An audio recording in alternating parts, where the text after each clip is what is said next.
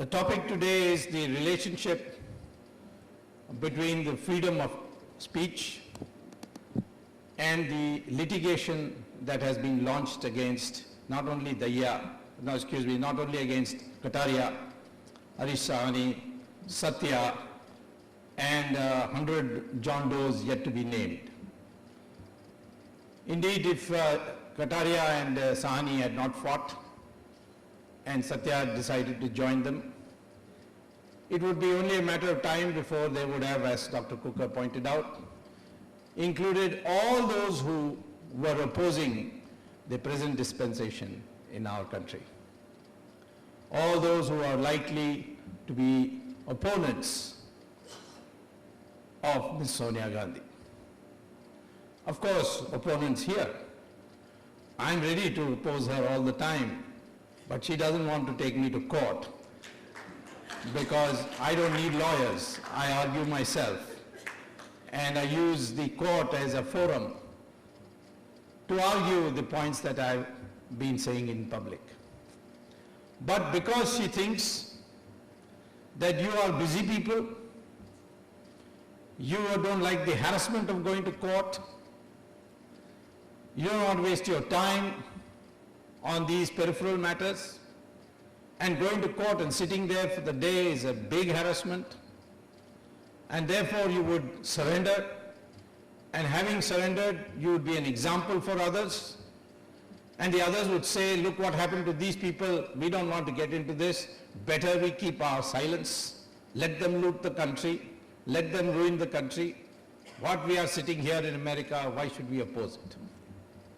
Let me remind you, the overseas Indians, particularly in the United States, played a major role in the restoration of democracy in the emergency. I had come here to argue the same question people used to ask us. We'll be targeted. Our passports will be cancelled. What is it that we can do here when you can't do it in India? I said, you have the freedom here to speak. Exercise it. It will develop its own momentum. And in the end, Mrs. Gandhi herself told me later on when she was re-elected in 1980, and she wanted a favor from me in dealing with China. At that time, I was chit-chatting with her and asked her about the emergency, and asked her, why did you do this foolish thing of declaring an election which defeated you? She said, the campaign let loose by the Indians abroad had spoiled my name all over the world, and that I could not continue forever without an election. That's why I did it. So the credit goes to you overseas Indians for the democracy, and today that same democracy is being threatened here. I think Mr. Kataria and Sahani were also targeted because they have been very active in organizing what is called the Hindu Sangathan Divas year after year. Hindu unity scares a lot of people. It scares Christian missionaries who want to convert 100 million Indians in the next 10 years. This is a target set in Dallas 2 years ago by Pat Robertson in a congregation of all foreign missionary or missionary organizations working abroad. It is an anathema to the terrorists who are targeting Hindu institutions every day, who have driven out 500,000 Hindus from Kashmir, who have butchered Hindus in Bangladesh.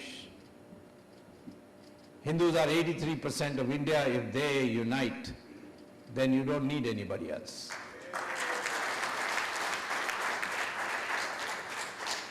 So Kataria and Sahani have gone on organizing these Hindu Sangathan Divas, and all the enemies of India are against anybody who wants to organize and unite Hindus.